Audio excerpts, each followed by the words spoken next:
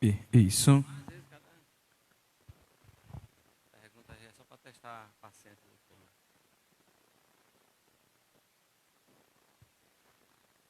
Glória a Deus. Testando som. A paz do Senhor, o povo de Deus. Vamos dar início ao nosso EBD. Você que está online aí, dá uma olhadinha aí se o som está bom. Glória a Deus. Se tiver, dá um ok aí para a gente, em nome de Jesus.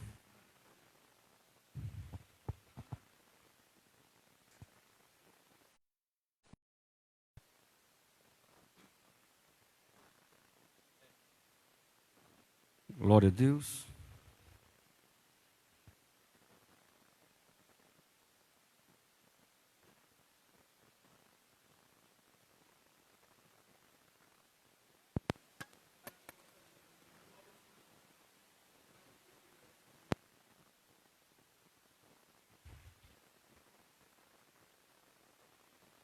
Glória a Deus. Já já estamos dando início. Tá ok, já estou ouvindo. Estou ouvindo a minha voz aqui. Não? Glória a Deus.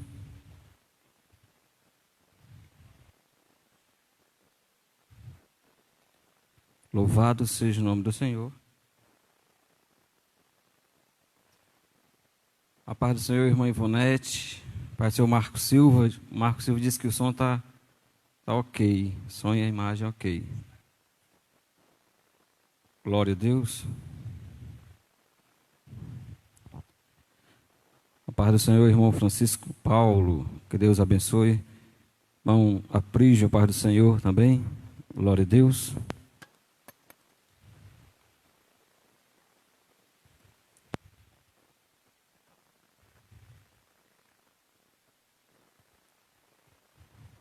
Saudamos a todo o povo de Deus nesta manhã especial com a paz do Senhor. Glória a Deus. Hoje, mais uma vez, nós estaremos dando início à nossa Escola Bíblica Dominical, nossa EBD. A lição de hoje será a condição dos gentios sem Deus. A lição de número 6. Você que tem a sua revista, essa revista aqui, pegue a sua revista para participar conosco desta aula abençoada nesta manhã. Hoje, o nosso presbítero, o nosso evangelista Cassiano Neto não pôde estar aqui. Então nós vamos dar início à nossa escola bíblica dominical com uma oração. Convido você aí na sua casa a orar juntamente conosco. E se você quiser, convide mais alguém para estar conosco nesta manhã, nesta aula abençoada, né? Glória a Deus. Eterno Deus e Pai Celestial, nós te louvamos, ó Deus, pela oportunidade que o Senhor nos concede de mais uma vez estarmos reunidos, ó Deus, na Tua presença, na Tua casa. Pai Santo, toma a nossa frente nesta manhã, fala, Senhor, através de nossos lábios, vem abrir o nosso entendimento, Senhor, para que tudo aqui nesta manhã esteja, Deus, de acordo com a Tua vontade. Abençoa cada um dos Teus filhos, das Tuas filhas, que estão em seus lares, ó Deus, neste momento. Pai amado, conectados conosco. Abençoa, ajuda, em nome de Jesus. Eu te peço, Senhor, e desde já eu te agradeço por tudo. Amém. Graças a Deus. Que Deus abençoe cada um dos irmãos. Eu queria, antes de tudo, né, hoje, dia 10 de maio, segundo domingo do mês de maio, dia das mães, parabenizar todas as mamães. Que Deus abençoe cada uma das mamães, né?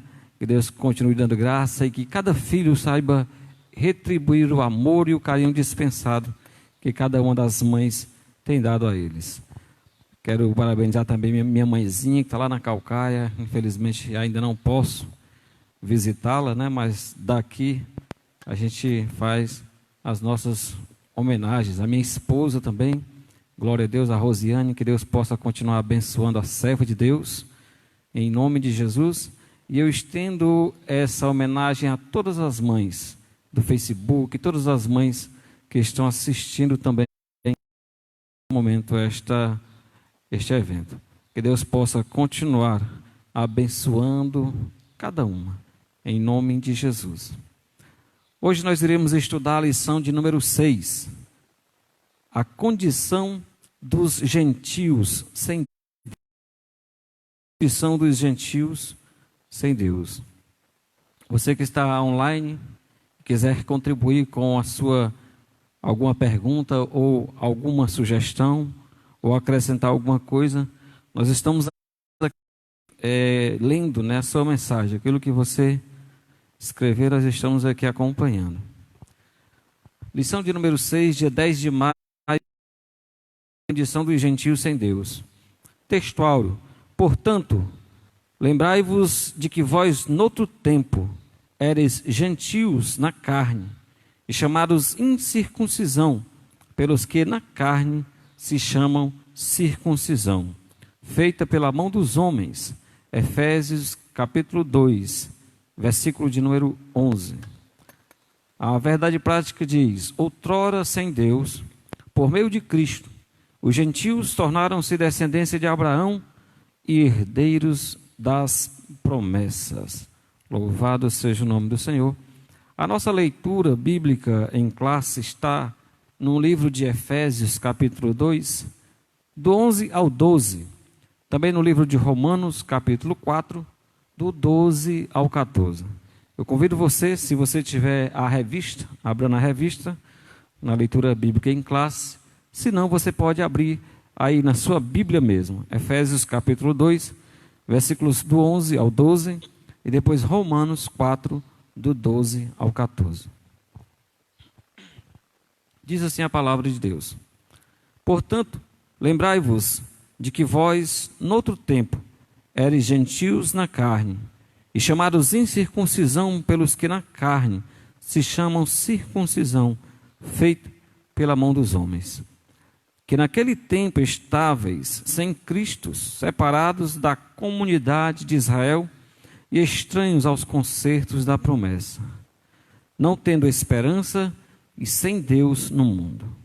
Romanos capítulo 4, do 12 ao 14, diz assim: e fosse pai da circuncisão daqueles que não somente são da circuncisão, mas que também andam nas pisadas daquela fé que teve o nosso pai Abraão, que tivera na incircuncisão.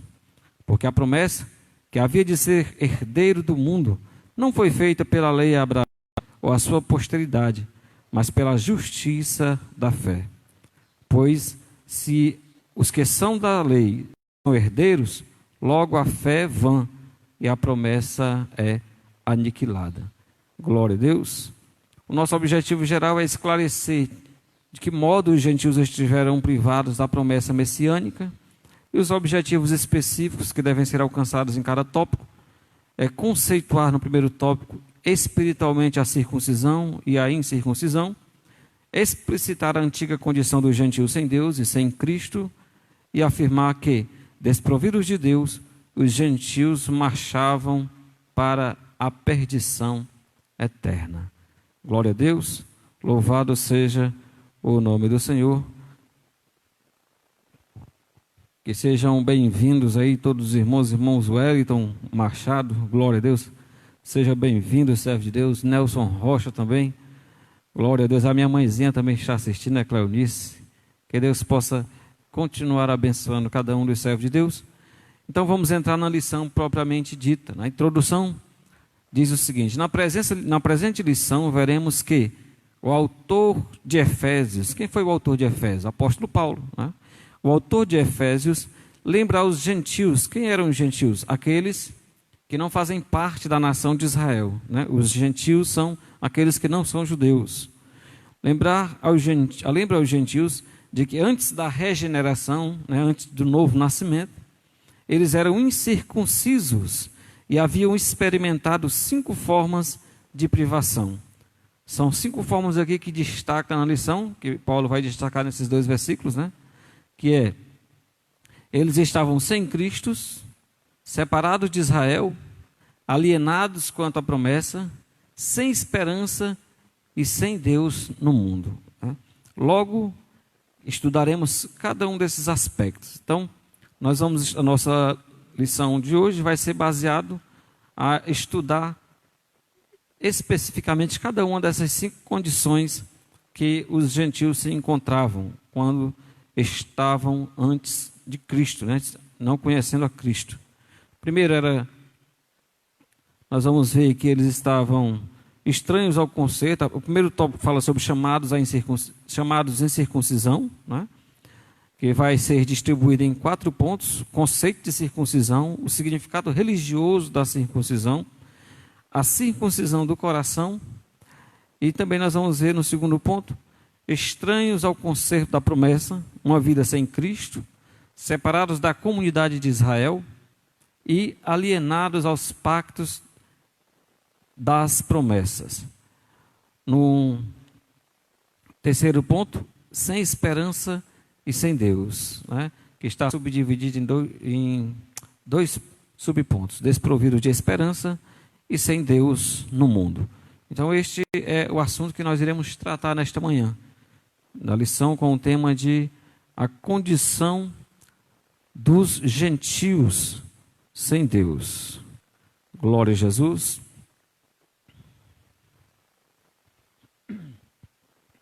Primeiro ponto, nesta manhã, nós vamos ver aqui a chamados em circuncisão. Na era antes de Cristo, além de mortos espiritualmente, os gentios eram desprezados pelos judeus e identificados como incircuncisos, né? Esse é um tema que nós vamos tratar nesse primeiro tópico, que é sobre a questão da circuncisão.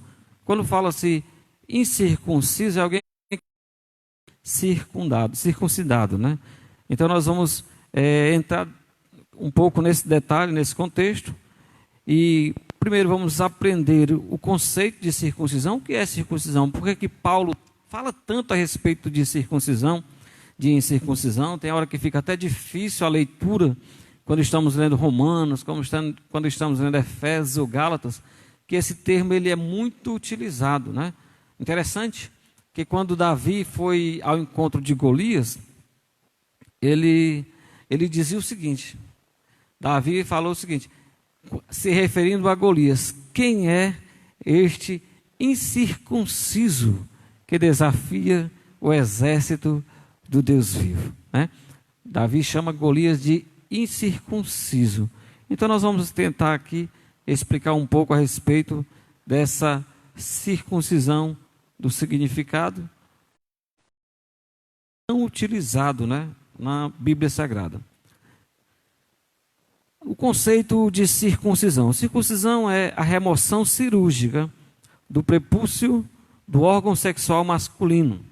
Era prescrito no extremo de quem pertencia ao povo da aliança com Deus. A gente vê isso lá em Gênesis, capítulo 17, quando Deus ele fala a Abraão, né?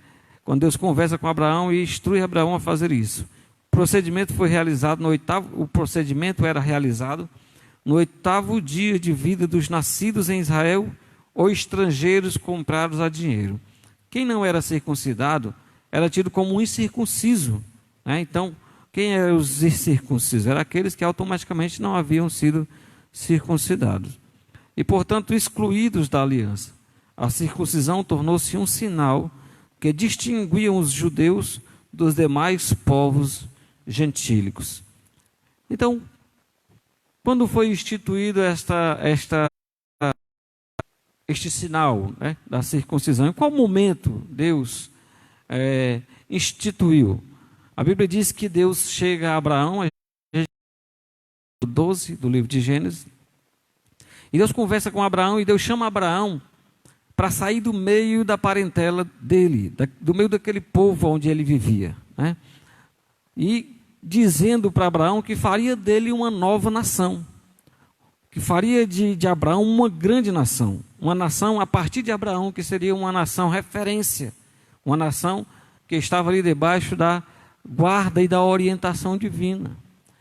E aí o que acontece? Abraão sai, ele recebe aquela orientação, ele recebe aquela palavra de Deus, e por isso que Abraão é considerado pai da fé, porque ele ouviu e ele atendeu ao pedido que Deus havia feito a ele. Então a fé não é quando a gente escuta, é quando a gente atende aquilo que nós ouvimos, né? Aquilo que foi nos pedido, que foi falado. Então Abraão sai.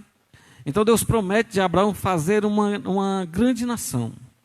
Mas essa nação, ela deveria ser diferente. Então quando Abraão sai do meio da parentela dele, quando Abraão sai do meio do povo dele, para passar a ser uma nova nação na presença de Deus, isso dá a entender separação. Ele foi separado daquele contexto em que ele vivia. E essa separação, ela é a palavra que traduz santificação. Santificação é separar-se, cortar e separar. Então Abraão sai do meio do povo e Deus vai instituir um sinal com Abraão. Olha, vocês agora, a partir de você, será uma grande nação que eu irei formar. E você será abençoado. Tanto será abençoado, como você também será uma bênção para todas as outras nações. E aí, Abraão sai, Deus institui a nação, e Deus nasce o filho de Abraão, Ismael, e Deus ele vai e institui esse sinal, que é o sinal da circuncisão, que é aquele corte, né, daquela pele do órgão sexual masculino. Aquilo ali servia como um sinal para aquelas pessoas de um compromisso com Deus. E aí o que nós percebemos com isso? Olha, a circuncisão, ela era um sinal na pele, um sinal externo de algo que havia sido feito internamente, de um compromisso assumido por cada um de nós diante de Deus. E aí, Abraão, com 99 anos de idade, circuncisão em si mesmo, depois circuncida o seu filho de 13 anos, que era Ismael, né? A gente vê isso lá no capítulo 23, ou é o 24, não falha a memória. E aí o que acontece? Abraão, ele passa a determinar, por orientação de Deus, que a partir que toda criança nascida no meio do povo de Israel, ou aqueles que fossem adquiridos, né, estrangeiros que viessem a conviver com eles, todos deveriam serem circuncidados. Os que nasciam no 8º dia deveriam ser circuncidados. Então o que nós vemos? Isso era um sinal externo de que há um compromisso interno havia sido assumido com Deus, né? Então aí foi o conceito da circuncisão, é isso. Foi esse assumido com Deus, essa aliança assumida com Deus. Então, é tanto que quando alguém não se circuncidava, era tido como um incircunciso. Incircunciso era sinônimo de pessoas com o coração endurecido, pessoas revoltadas com Deus, pessoas distantes de Deus, pessoas que não tinham compromisso nenhum com Deus. Então era um adjetivo que eles usavam como incircunciso, né? E a gente vai ver isso em toda a Bíblia, né? No ponto 2, o significado religioso da circuncisão. Seu significado religioso apontava para a santificação, né? Foi o que a gente falou aqui da fala, que ela aponta, ela simboliza também a questão da santificação. Nós vamos ver aqui alguns textos bíblicos que podem nos ajudar com relação a isso. Uma das exigências, né? Ela era tanto a questão da santificação, como era uma oposição à vida depravada que aquele povo vivia, uma vida sexualmente depravada. Vamos ler aqui o segundo subponto, depois a gente vai ver os textos bíblicos referentes.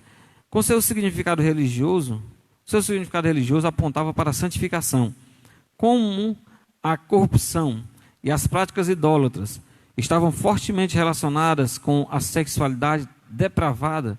A circuncisão simbolizava a aliança de purificação requerida ao povo escolhido. Era algo tão sério que os judeus eles recusavam-se até mesmo a comer com alguém, né, com os incircuncisos. Eles rejeitavam-se, a gente vê isso em Atos 11, rejeitavam-se até mesmo a comer, a se alimentar, a sentar na mesa de alguém que não fosse circuncidado. Olha aí a importância que eles davam no sentido religioso à questão da circuncisão, né? Então, havia alguns pontos principais, porque esse ato demonstrava também uma questão como se fosse uma separação da depravação sexual em que o povo estava mergulhados, né? Então aí fazia já uma distinção, né? Distinguia já o povo de Deus do povo de Israel. Interessante que a gente vê no momento em que a filha de Faraó encontra Moisés boiando, né, ali pertinho na beirinha do rio Nilo, né, Moisés ali. Assim que ele pega aquela criança, ela diz o seguinte: assim que ela pega aquela criança, ela diz o seguinte: olha, aqui é um filho dos judeus, né? É um menino judeu. Como é que ela percebe que aquele não era um menino judeu? Será que era para as suas vestes? Será que era por alguma coisa que ele trazia que identificava? Não.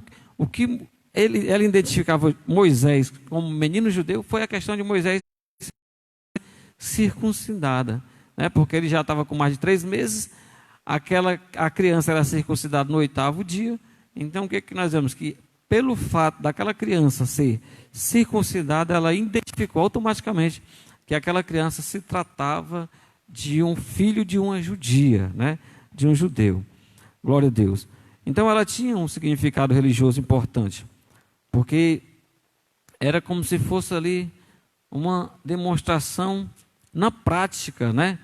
Externa, para que todos pudessem ver de uma pessoa que era separada, né? Então a circuncisão tinha essa importância. Agora, o que acontece? No terceiro subponto a gente vai ver o seguinte: a circuncisão do coração.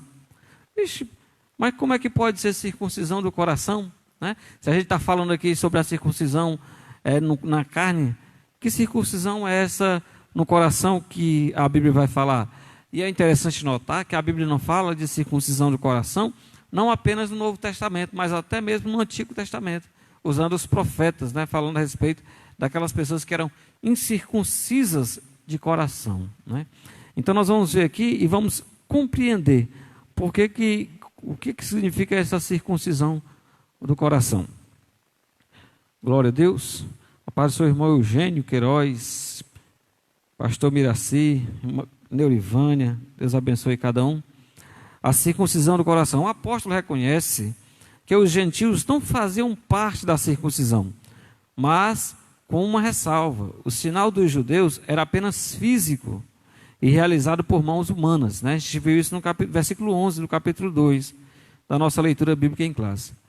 A boa nova que Paulo traz é a de que a verdadeira circuncisão não se tratava de uma operação externa na carne, realizada pelos homens, mas a que foi feita no interior, a que é do coração, cujo louvor não provém dos homens. Assim, em Cristo, o sinal de quem pertence a Deus não é a circuncisão nem a incircuncisão, mas sim o ser uma nova criatura. Para que a gente possa compreender um pouco, irmãos, é o seguinte: a circuncisão é um sinal externo de algo que é feito internamente. Quando você vai a um posto de saúde tomar uma vacina, ou leva uma criança para tomar uma vacina, para se imunizar, né, de algum tipo de doença, de enfermidade, aquela criança ela é vacinada e no seu prontuário, naquele cartão de vacina que é obrigatório ela ter, todos nós temos, né, é marcado ali, assinado, qual foi a vacina que aquela criança ou aquela pessoa tomou, para mostrar que aquela pessoa está imunizada com relação a de doença. Então aquele cartão de vacina é simplesmente uma demonstração externa de que aquela pessoa está imunizada daquele tipo de enfermidade. Ela não precisa tomar novamente aquela vacina. Mas vamos analisar. O importante é a vacina ou é a anotação? Qual o mais importante? A gente pode pensar, mas está anotado aqui, significa que já está vacinado. E se alguém usar de má fé e notar a vacina sem ter dado? Aquela criança, aquela pessoa não vai estar imunizada, mas vai estar externamente notando aqui, registrada que ela foi vacinada. Então, a evidência externa está, mas a evidência interna, que é o principal, o mais importante, porque o que imuniza a criança não é o registro no papel. O que imuniza a criança é a vacina que ela toma. Então, o importante é como é que está ela internamente, né? Então, se eu pegar aquele cartão de vacina e assinar de forma criminosa, né? Fazer ali para enganar, pega e assina como se eu tivesse tomado, porque eu não quero tomar, como se tivesse tomado, ou como se alguém tivesse tomado aquela vacina, só para demonstrar que já está imunizado. Sem estar, aquele papel não vai ter importância nenhuma, não tem valor nenhum. Então, o que Paulo está dizendo? Olha, por que a circuncisão do coração? Por que a necessidade da circuncisão do coração? Porque a circuncisão do coração é o compromisso assumido com Deus. A circuncisão externa é simplesmente uma demonstração física, na carne, de que aquele compromisso foi assumido. Em vários textos do Antigo Testamento, nós vamos ver Deus chamando o povo de incircuncisos de coração, mesmo todos eles sendo circuncidados na carne. Diante da religiosidade, eles estavam bem. Diante da aparência social, eles estavam bem. Mas diante de Deus eram incircuncisos, insubordinados, insubmissos. Não estavam, aleluia, não estavam imunizados a tudo aquilo. Pelo contrário, estavam apenas na aparência. Então nós vamos ver no Antigo Testamento uma demonstração física que deveria representar uma mudança interna espiritual e simplesmente estava camuflando uma vida que não existia. A circuncisão passou a ser uma camuflagem de uma falsa religiosidade. E as pessoas acreditando que aquilo ali, fazendo aquilo, estava agradando a Deus. Pelo contrário, estava desagradando ao Senhor. Por isso a necessidade da circuncisão do novo coração, a circuncisão do coração, de se submeter internamente à vontade de Deus. Louvado seja o nome do Senhor. O quarto subponto diz a circuncisão na nova aliança. O assunto da circuncisão gerou discussões acaloradas entre judeus e gentios. Em Antioquia, a questão ganhou muita dimensão, provocou intensos debates e culminou na convocação do primeiro concílio da igreja em Jerusalém. A deliberação dos apóstolos sobre o assunto, sob a orientação do Espírito Santo, passou a enfatizar que na nova aliança a circuncisão somos nós, que servimos a Deus no Espírito e nos gloriamos em Jesus Cristo e não confiamos na carne. Glória a Deus. O que nós aprendemos aqui? Houve um debate muito grande na igreja primitiva, ao ponto de Paulo ser chamado apóstolo dos incircuncisos e Pedro ser chamado apóstolo da circuncisão, porque Pedro era voltado para o público dos judeus, né? Então os judeus eram considerados o povo da circuncisão e Paulo o povo dos gentios, não, apóstolo dos gentios. Houve um grande debate, porque o que estava acontecendo? Quando o povo se convertia, os gentios se convertiam, o evangelho ele saiu dos limites do judaísmo e passou a alcançar o povo em outras nações, de outras nacionalidades. Então aqueles povos foram alcançados pelo evangelho e foram tomando a decisão de seguir a Cristo. Mas o que acontecia é que o povo judeu, eles começaram a questionar, poxa, eles são crentes, estão aqui conosco, mas eles não são circuncidados. Olha, chegou ao ponto de Paulo ter que circuncidar Tito, né? Glória a Deus, porque não era circuncidado ainda, para que Tito fosse aceito entre os irmãos, né? Então o que é que nós entendemos com isso? Havia uma cobrança, havia uma necessidade que as pessoas achavam de ter que circuncidar. Aceitou Jesus, mas aceitar Jesus no entendimento deles não era o suficiente.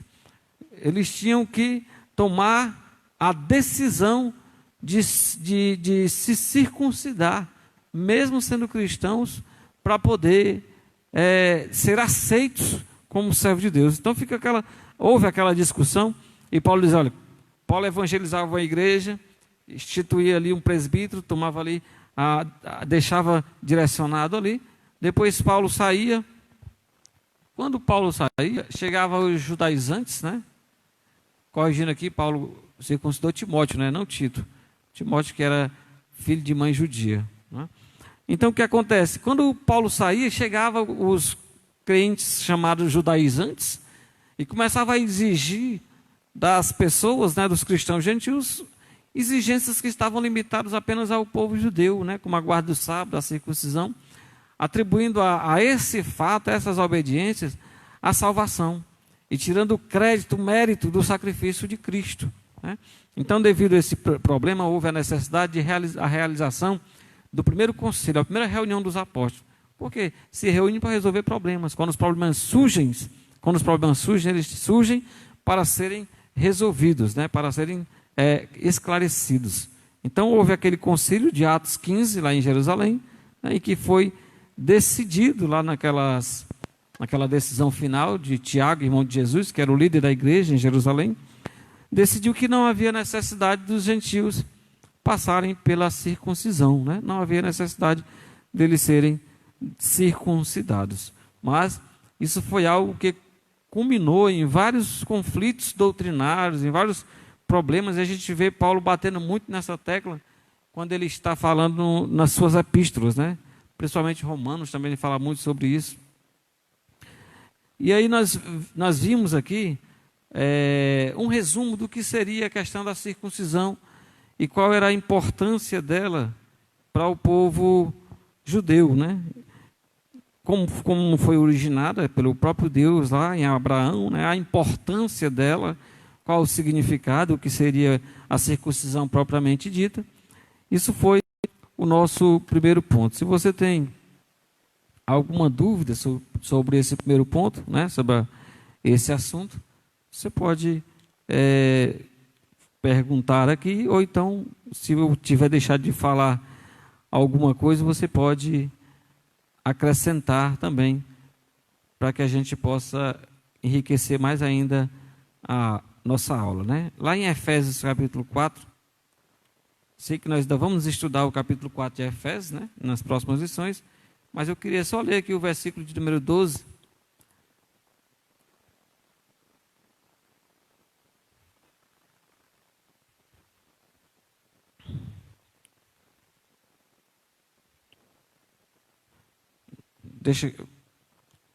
Vai ser no próximo tópico. Antes de fazer essa leitura, eu queria dizer que nós vamos passar para o segundo tópico. Se houver alguma dúvida, algum questionamento sobre o primeiro tópico, os irmãos estão à vontade para falar. Se você fizer aí uma pergunta, eu estou vendo aqui e eu posso responder para você, né? Glória a Deus. O objetivo desse primeiro tópico foi mostrar que os não faziam parte do pacto da circuncisão e por isso eles estavam excluídos, né, da aliança com Deus. Esse foi o nosso primeiro tópico, né, primeiro ponto.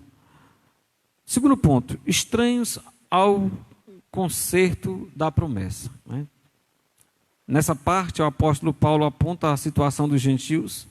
Naquele tempo estavam sem Cristo, separados da comunidade de Israel e estranhos aos concertos da promessa. Os gentios não tinham nenhum conhecimento, nenhum entendimento da questão da promessa.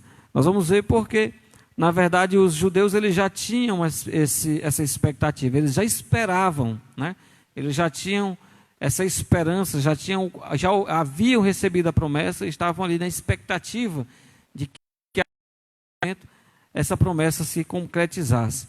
Mas os gentios não, eles eram estranhos ao conceito, à promessa. Eles não tinham nem um entendimento, né? Não tinham nem noção daquilo que do que seria a questão dessa. O primeiro subponto do segundo ponto é uma vida sem Cristo. Ao descrever a história passada dos gentios, o apóstolo traz à memória que naquele tempo, isto é, antes da regeneração, eles viviam imersos no paganismo e, portanto, sem Cristo. Isso indica a religiosidade dos gentios era incapaz de inseri-los na promessa messiânica da salvação. Também significa que eles desconheciam a Cristo, como também eram indiferentes às promessas acerca dele e de sua obra. Foi colocada aqui a referência de 4:22, de João 4:22, que é aquele diálogo, né, de Jesus ali com a mulher samaritana, e também Hebreus 8, do versículo 8 ao 10. O que a gente vê isso? quando Paulo descreve a história do passado dos gentios, a história do passado dos gentios, ela é nossa história. A história daqueles crentes de Éfeso, né, a quem Paulo destinou essa carta, os primeiros leitores da carta paulina, eram semelhantes a nós antes de conhecermos a Cristo. Todos nós éramos gentios, nós não éramos judeus, nós não vivíamos nessa expectativa, dessa promessa. Nós tínhamos as nossas crenças, né? Mas nós não conhecíamos a promessa propriamente dita. Aí ele vai e fala aqui, olha, os gentios, eles antes de Cristo, nós temos que observar que a carta aos Efésios, o tema principal da carta é em Cristo, estar em Cristo, com Cristo. Mas ele vai mostrar aqui a vida que os gentios levavam antes de ouvirem, né, e de entenderem, de aceitarem o sacrifício de Cristo. Era uma vida sem Cristo. Eles eram imersos, né? Estavam ali envolvidos no paganismo. Estavam ali vivendo mais basicamente das doutrinas, dos ensinamentos, das filosofias pagãs, do misticismo, do politeísmo, né? Tinham vários deuses, adoravam vários deuses. Então estavam ali, enganados, submersos nas trevas do entendimento. Eles não tinham compreensão nenhuma de promessa. E aí se revela, e Paulo está mostrando isso, dizendo isso aos Efésios, a mostrar que, para que a gente possa cada vez mais, tanto os crentes de Éfeso como cada um de nós, cada vez mais sermos gratos, porque Deus, ele nos deu uma salvação que nós nem imaginávamos, que nós nem sonhávamos com ela, e nem merecíamos, não tínhamos expectativa nenhuma, nem conhecíamos a promessa, e fomos alcançados por ela. Então é como se ele estivesse despertando os irmãos para essa questão dessa gratidão, desse querer, desse desejo, né, de ser grato a Deus, de valorizar essa oportunidade, esse chamado que Deus havia feito a cada um deles, né? Então eles desconheciam a Cristo e também eles eram indiferentes acerca da promessa, né? Para a gente complementar o que está sendo falado, eu gostaria de ler aqui o Hebreus capítulo 8. Você que tiver com a sua Bíblia aí, quiser acompanhar conosco, Hebreus capítulo 8, versículo 8 ao 10, diz o seguinte: e de fato, repreendendo-os, diz: eis aí vem dias, diz o Senhor, e firmarei nova aliança com a casa de Israel e com a casa de Judá, não segundo a aliança que fiz com seus pais no dia em que os tomei pela mão, para os conduzir até fora da terra do Egito.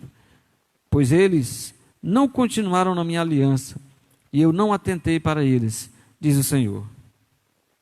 Porque esta é a aliança que firmarei com a casa de Israel, depois daqueles dias, diz o Senhor. Na sua mente imprimirei as minhas leis, e também sobre o seu coração as escreverei, e eu serei o seu Deus, e eles serão o meu povo. Olha aí, glória a Deus. Eles estavam indiferentes, os gentios, eles estavam indiferentes a essa promessa. Eles não tinham um entendimento dessa promessa. Mas Deus se revelou de uma forma especial, alcançando não apenas os judeus, né? Tem uma coisa que muitas vezes os judeus eles esqueciam, ou se esqueciam, se não esqueciam, eles faziam de conta que não entendiam. Foi que aquela passagem, quando Deus fala com Abraão, Deus diz, olha, Deus diz a Abraão naquele momento em ti serão benditas todas as nações da terra. Quer dizer, a bênção não estava limitada apenas aos judeus, aos descendentes de Abraão, mas todas as nações da terra seriam abençoadas, que ele iria, né, receber. Separados da comunidade de Israel. Ainda no versículo 12, né, o apóstolo salienta a desvantagem de os gentios não pertencerem à comunidade de Israel. Eles estavam excluídos, não só dos símbolos externos, mas também não faziam parte do povo escolhido. E, consequentemente, não podiam usufruir dos privilégios da aliança de Abraão. Capítulo 9 de Romanos, versículo 4, né? A constatação cruel era de que Deus não havia se revelado aos gentios, pois a chamada divina fora feita somente a Abraão e a sua descendência. Nessa perspectiva, a lei e as promessas pertenciam somente aos judeus, e desse modo os gentios estavam fora do alcance das bênçãos prometidas a Abraão, a Isaque e a Jacó. Entretanto, o que os gentios precisavam saber era que por meio de Cristo, eles também se tornariam descendência de Abraão. Olha aí que bênção, e Paulo fala isso lá em Gálatas, capítulo 3. Paulo vai falar aos crentes de Gálatas. É interessante que na carta de Paulo aos Gálatas, ele está defendendo, né, porque quando Paulo saiu de lá da cidade da Galácia, né, das terras da Galácia, chegaram os cristãos judaizantes, como a gente já tem falado aqui, e começaram a impor as legalismos do judaísmo para que os crentes tivessem que cumprir. Então Paulo vai e escreve essa carta justamente para isso, para defender, né?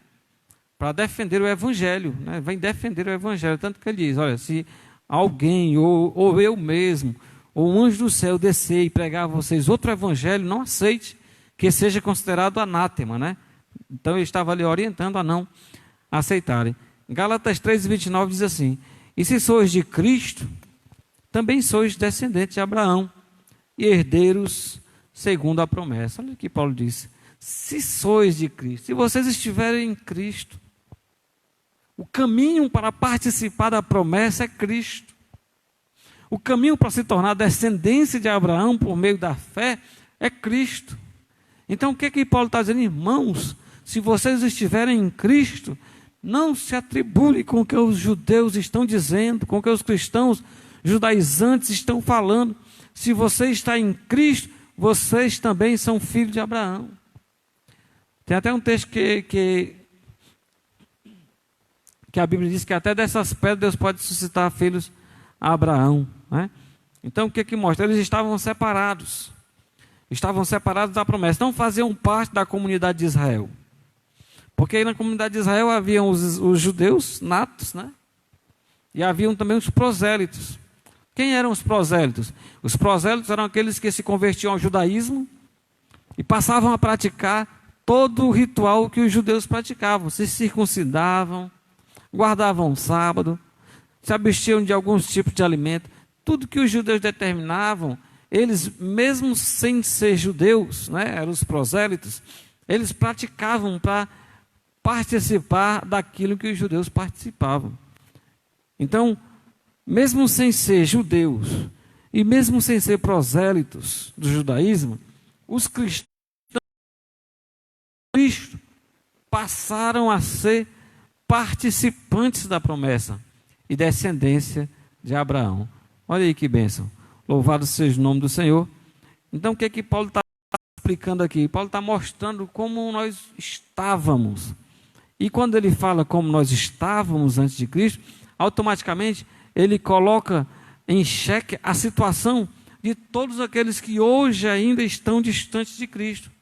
É por isso que o tema da nossa lição não está num passado, mas está num presente, a condição dos gentios sem Deus, né? A condição de cada gentil, de cada um de nós quando estamos sem Deus. Mesma situação, né? Dessa mesma condição que estava aqui os crentes de Efésios, né? Alienados aos pactos das promessas. Paulo, o comentarista, ele coloca essa palavra, né? Alienados aos pactos da promessa. Alienação o que significa alienação? Muitos significados eu tirei aqui.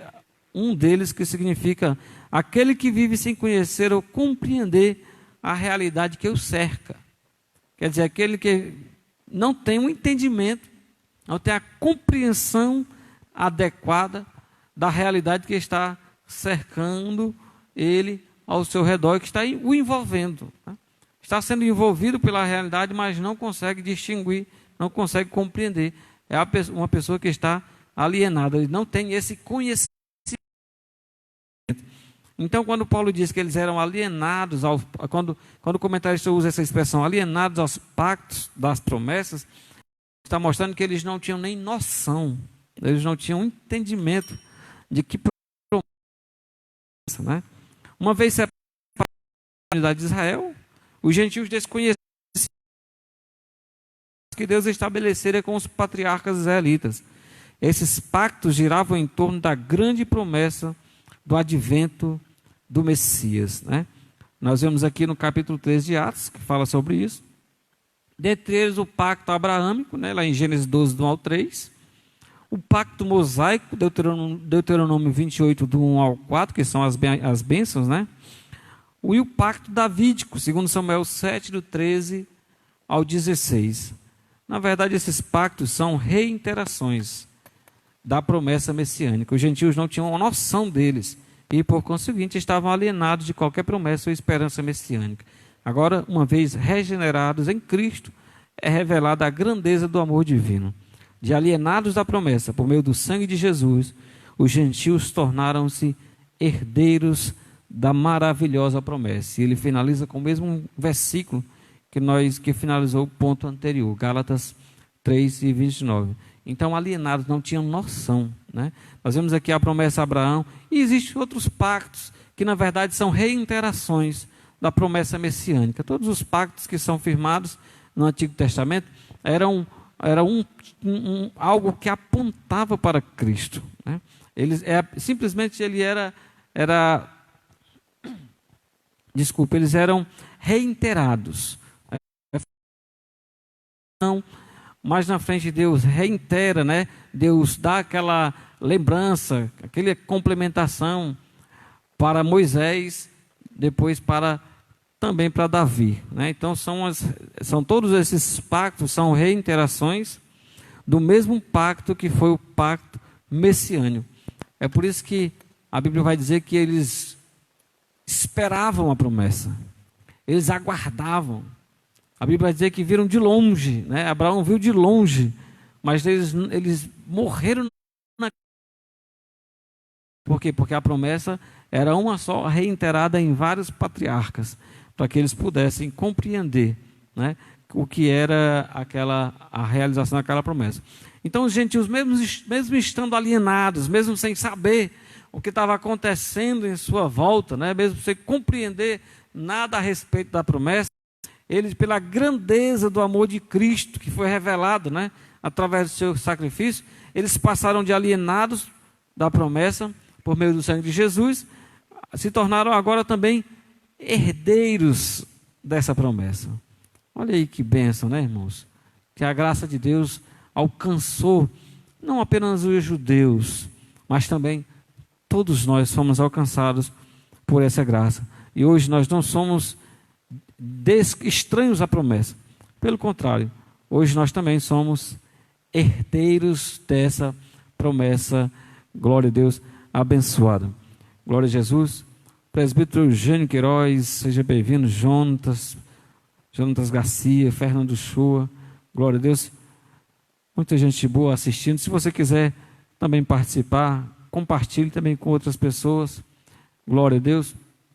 E dê também a sua contribuição em nossa aula. É claro que é diferente, né, irmãos? É diferente. A gente tem o costume de estar numa sala de aula onde as pessoas interagem, né? Perguntam, tiram alguma dúvida, surge uma dúvidazinha aqui, e você vai e faz aquela pergunta, né? E compartilha com todos os amigos. A gente compartilha com todos os amigos a resposta e assim vai interagindo. Aqui é diferente, hein? A gente está separados fisicamente, o que está nos aproximando é a tecnologia, né? Glória a Deus, que está fazendo com que a gente nos aproxime. Mas tem uma vantagem, que a gente alcança não apenas os nossos alunos, né? Tem a vantagem de que a gente alcança pessoas de muito mais distantes, né? Pessoas às vezes até que trabalham, que não têm a oportunidade de estar numa escola bíblica, e muitas vezes é alcançada por uma aula dessa maneira. Então a gente finalizou aqui o segundo tópico, estranhos ao concerto da promessa. A síntese desse tópico diz o seguinte: a antiga condição dos gentios era desoladora. Viviam sem Cristo estavam separados de Israel e eram estranhos ao concerto da promessa. Era uma situação triste, por isso a expressão mais bem colocada é salvação mesmo, né? Salvação alcançados pela graça de Deus.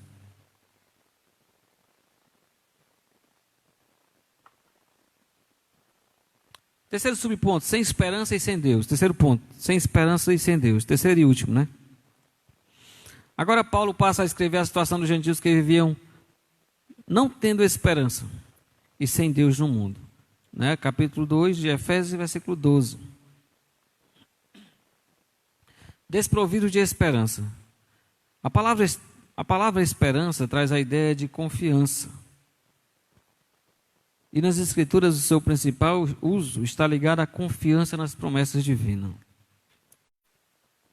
Podemos afirmar que os gentios eram desprovidos dessa esperança por causa de parte da filosofia grega que descartava a possibilidade de uma vida além túmulo e que, consequentemente, pudesse ser ditosa. Além dessa questão, embora Deus tivesse decretado incluir os gentios no plano da salvação, eles mesmos ignoravam essa promessa e por isso não tinham em que sustentar qualquer esperança.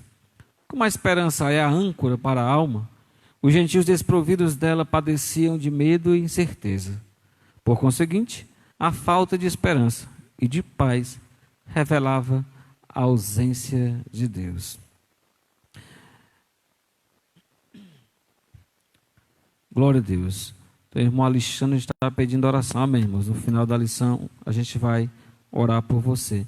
Eu quero lembrar aos irmãos que aqueles comentários que é feito em alguma sala que foi aberta, eu não consigo visualizar. Só visualizo os comentários de quem abriu a sala, né? Então, se você está compartilhando e alguém na sua sala de compartilhamento faz alguma pergunta, aquela pessoa que está compartilhando, se ela reescrever a pergunta, eu visualizo aqui. Senão, não tem como a gente visualizar. A esperança. Paulo ele diz que aqueles de Deus, eles estavam também desprovidos de esperança. A ausência dessa esperança, essa palavra esperança muitas vezes na Bíblia, ela é sempre usada como confiança nas promessas de Deus. A ausência dessa esperança, ela tira de nós aquela confiança de que as coisas vão dar certo. A Bíblia diz que quando o agricultor ele planta a semente na terra, ele planta na esperança de que aquela semente vai nascer e vai produzir. Ele planta na esperança de que a chuva vai vir e de que no momento certo aquela semente vai gerar o seu sustento. Essa esperança que ele tem faz com que ele se movimente para fazer aquilo que precisa ser feito. Se ele não tivesse esperança de que aquela plantinha iria crescer, ele não iria plantar e automaticamente ele iria morrer de fome. Então a esperança, ela nos movimenta. Essa esperança, ela nos tira da inércia. E por que Paulo diz? Quando os crentes, os gentios que não tinham Cristo, que estavam sem Cristo, eles não tinham essa esperança, eles viviam como? Eles viviam em incerteza e sem segurança alguma. Eles viviam ao léu, acreditando que na possibilidade de alguma coisa acontecer. Não tinham convicção, não tinham esperança. O que leva uma pessoa a tirar a própria vida? É a falta de esperança na vida. É a falta de esperança, de confiança que tudo vai se resolver, que tudo vai passar, que vai vencer, que vai superar. Essa falta de esperança trava o homem, trava o ser humano. E é uma demonstração da falta de segurança em Deus. E quando a gente lê os salmos, e foi colocado aqui um salmo como referência, a gente vê que o que movia Davi, o que fazia Davi agir como ele agia, era a confiança que ele tinha em Deus. Que mesmo diante de situações difíceis, Deus estaria do lado dele, estaria ajudando ele. E essa confiança é o que os gentios não tinham, essa esperança. Então, é o que a gente fala, se está difícil agora com Cristo, imagina para quem não tem a esperança de Cristo, de estar em Cristo. Como é que não está? Né? Muito pior. Então essa esperança, ela vem da confiança de que as coisas irão acontecer. Os gentios antes de serem Cristo, eles eram desprovidos dessa esperança. Por isso eles padeciam de medo e de incertezas. Não sabia o que iria acontecer. O ocaso é quem ia resolver para ele as situações. Não sabia como poderia ser resolvido. Eles viviam assim, desprovidos de esperança. E também sem Deus no mundo. A expressão sem Deus não significa que os gentios não serviam ou não acreditavam na divindade. Pelo contrário, eles eram politeístas. Ofereciam sacrifício a ídolos. Viviam uma crença nos seus ídolos, nos seus deuses, né? Ao contrário, eles eram politeístas e idólatras, pois acreditavam e adoravam muitos deuses. Assim, por meio de seu paganismo, estavam alienados do Deus que se havia revelado a Israel. Isso significa dizer que suas vidas eram regidas pela falsa ideia de divindades pagãs, que as mantinham escravizadas em densas trevas espirituais. Trata-se de uma descrição de um quadro calamitoso, né? Quer dizer, uma descrição de um quadro calamitoso. Eles não tinham esperança nenhuma. Eles não tinham conhecimento nenhum do Deus verdadeiro. Eles viviam baseados em suas idolatrias, em seus ídolos, em seus deuses pagãos, que não traziam esperança nenhuma. Então viviam escravizados em densas trevas espirituais. É por isso que a Bíblia diz, Jesus fala lá em João capítulo 8 e 32. Conhecereis a verdade e a verdade vos libertará. No versículo 36 diz assim: se pois o Filho vos libertar, verdadeiramente sereis livres. Libertos de quê? Dessa escravidão, dessas trevas espirituais que fazia com que eles não tivessem entendimento nenhum. Viviam escravizados espiritualmente. Em uma situação que o comentarista utiliza para descrever de um quadro calamitoso, vivendo em calamidade espiritual. E o último parágrafo diz assim: entretanto, e felizmente, esse quadro foi alterado pela intervenção dos desígnios eternos do verdadeiro Deus. Glória a Deus. O Senhor interveio em nossa situação. Vivíamos tudo aquilo que eu falo aqui dos gentios no texto da lição. Eu aplico a cada um de nós, como nós vivíamos também antes. Deus interveio em nossa vida. Deus interveio em nossa situação para fazer a mudança necessária que nós precisávamos. A Bíblia diz, quando Jesus está orando na oração sacerdotal, capítulo 17, versículo 3 de João, ele diz assim: e a vida eterna é esta, que te conheçam a ti, o único Deus verdadeiro, e a Jesus Cristo, a quem enviaste. Foi assim que o Senhor Jesus interveio na minha e na tua vida. Ele se revelou a cada um de nós, mesmo nós estando em trevas, em delitos e pecados.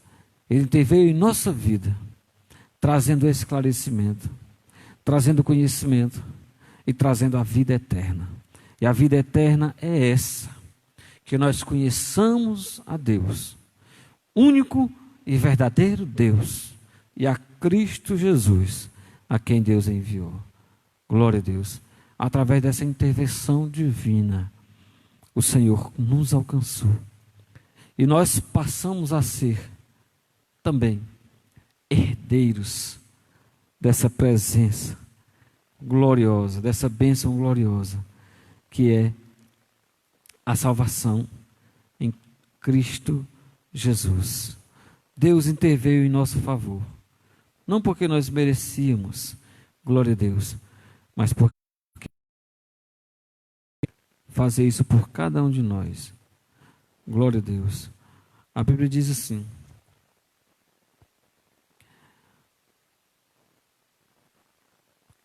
em Romanos capítulo 2, versículo de número 28. Diz assim a palavra de Deus: porque não é judeu quem o é apenas exteriormente, nem é circuncisão a quem é somente na carne. Porém, judeu é aquele que o é interiormente, e circuncisão do coração, no espírito, não segundo a letra, e cujo louvor não procede dos homens, mas de Deus. Nós fomos alcançados por meio dessa intervenção divina. Nós vivíamos assim, como foi falado aqui no título dessa lição, uma condição triste, né? Como foi falado aqui, os 5 pontos que nós falamos aqui na introdução. Como nós éramos sem Cristo? Nós estávamos, primeiro, sem Cristo, separados de Israel, alienados quanto à promessa, sem esperança e sem Deus no mundo. Essa era a nossa situação. E Deus interveio, glória a Deus, em nosso favor. Eu queria ler neste momento a nossa conclusão. Que Deus possa abençoar cada um dos irmãos. Glória a Jesus. Vamos, no final, estar orando pelo irmão Alexandre, que pediu oração. Por todos aqueles que estão precisando também de oração, nós estaremos orando. Se você quiser fazer também o seu pedido de oração, nós estaremos também orando por você nesta manhã. A conclusão diz assim: noutro tempo éramos incircuncisos, estávamos excluídos da aliança com Deus. Você pode falar assim: não, pastor, mas eu não fui circuncidado, eu continuo sendo incircunciso. O incircunciso aqui do texto era aqueles que estavam em rebelião contra Deus, em insubordinação, em rebeldia contra Deus, afastados de Deus, incircuncisos de coração e não de carne. No outro tempo nós éramos incircuncisos e estávamos excluídos da aliança com Deus, separados de Cristo e de Israel, vivíamos alienados ao concerto da promessa, desesperançados, né? Sem esperança e longe de Deus. Um dia, porém, a magnitude do amor divino circuncidou os nossos corações. Olha aí, o amor de Deus não foi feito por mãos de homens. A Bíblia Sagrada diz que Deus fez dos dois povos um só. Glória a Deus. Versículo 14 do capítulo 2 da carta aos Efésios. Porque Ele é a nossa paz, o qual de ambos fez um. De ambos quem? Dos gentios e dos judeus, dos circuncisos e dos incircuncisos, que estava no meio a inimizade. Glória a Deus. Ele fez de ambos, tanto judeus como gentios, tanto incircuncisos como circuncisos. Fez de todos nós um. E Paulo diz que não é a circuncisão e nem a circuncisão, mas sim o nascer de novo, o ser nova criatura, é que nos mostra que nós estamos com Deus. Gálatas 6:15, né? Que é o ser uma nova criatura. Nem a circuncisão e nem a incircuncisão, mas ser regenerado, ser nascido de novo, é que nos dá essa certeza. Gálatas 6:15. Pois nem a circuncisão é coisa alguma, nem a incircuncisão, mas o ser nova criatura. Louvado seja o nome do Senhor. Nós vamos orar, desde já eu agradeço, né, a presença dos irmãos, e vamos fazer aqui uma oração, agradecendo a Deus pela oportunidade. Quero agradecer aqui a presença do nosso diácono Naftali, que está aqui no som, organizando aqui a questão do som, e lembrar aos irmãos que às 18 horas de hoje, nós estaremos aqui com um culto online, culto da família. Vai estar dirigindo aqui o departamento da família, vai estar dirigindo o culto hoje às 18 horas, em nome de Jesus. Mantenha-se conectado e também convide outras pessoas para participar deste grande culto que vai estar sendo feito aqui em agradecimento ao nosso Deus, e onde estaremos aqui pregando a palavra do Senhor, onde estará sendo pregada a palavra de Deus, né? Aqui à noite. Tem um pedido de oração que também é de Nardo, peço oração aos irmãos Alain e Fábio, amém? Se não demais, peço que cante no final o louvor, nossa esperança é sua vinda, o Rei dos Reis vindo buscar. Eu quero dizer para o irmão Marcos, né, que só está aqui eu e o Naftali, nós dois, nenhum de nós somos cantores. O Naftali até toca, mas não canta. Glória a Deus. Mas vamos orar pelo o irmão Alain e também o irmão Fábio, né, que estão precisando das nossas orações. Curva a sua cabeça aí, onde você está nesta manhã, em nome de Jesus. Senhor Deus e Pai Celestial, neste momento, ó Deus, nós te agradecemos pela oportunidade que o Senhor nos concede de mais uma vez estarmos reunidos aqui na tua presença. Pai, eu te louvo porque o Senhor tem nos dado a possibilidade de, mesmo distantes, poder interagir com os irmãos, poder estar reunido com os irmãos para glorificar o teu nome. Pai, que tudo que foi passado aqui, Senhor, possa ser compreendido e guardado no coração de cada um dos teus filhos.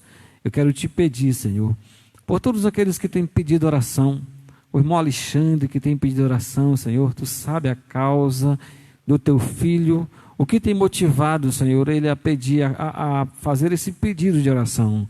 E eu te peço em nome de Jesus, age, Senhor, neste momento, em favor do teu servo, Senhor, dando graça, ajudando, fortalecendo o Senhor amado, pela tua presença e pelo teu poder. Eu te apresento também, Senhor, esse pedido de oração aqui, do irmão Alain e do irmão Fábio, que estão precisando, ó Pai, de um milagre. Deus, eu te apresento cada um desses dois servos que pediram oração. Guarda, Senhor, age, Senhor, com providência na vida de cada um deles. Pai, completa a obra, faz o milagre, Senhor. Se for com enfermidade, ó Deus, entra com a cura para a glória do teu nome. Eu te apresento todos aqueles que se encontram enfermos, que estão, Senhor, se recuperando.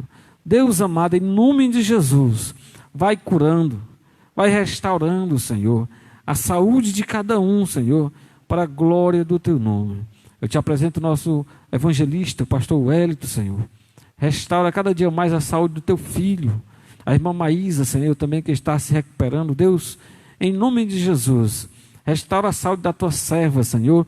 O irmão Gleison, Pai Santo, entra com cura na vida de cada um dos teus filhos, para que cada dia, Senhor, o teu nome venha a ser glorificado. Senhor, visita as UTIs, aqueles locais, ó Pai, que nem os familiares podem entrar, mas a tua presença pode chegar até lá, Senhor. Vai restaurando, vai, Senhor, sarando aqueles pulmões, vai trabalhando em cada uma daquelas vidas, Senhor. Deus, vai fechando sepultura, Senhor amado. Pai, glorifica o teu nome, fazendo milagres, ó Deus, no meio desses enfermos, para que o teu nome venha a ser glorificado. Deus amado, abençoa grandemente cada um dos teus filhos, das tuas filhas, ó Pai, que se encontram em seus lares, interagindo, Senhor, apenas virtualmente. Abençoa, visita cada um desses lares, em nome de Jesus, e continua fazendo milagre, Pai, para a glória do nome do Senhor. Abençoa, Senhor, todo este domingo, esse dia abençoado. Meu Deus, nos concede um dia de paz, um dia de saúde, Senhor amado, e vem nos fortalecer cada dia. Abençoa o culto à noite, que seja, Deus, uma bênção. Pai, eu te apresento cada mãe, em nome de Jesus, todas as mães, abençoa de uma maneira especial, Senhor, dando graça, dando sabedoria, dando discernimento, dando saúde, Senhor, a cada uma das tuas filhas. Pai, em nome de Jesus, eu te peço, Senhor amado, em nome de Jesus, e desde já eu te agradeço por tudo. Amém. E graças a Deus, glória a Jesus, que Deus possa abençoar grandemente cada um dos irmãos, em nome de Jesus.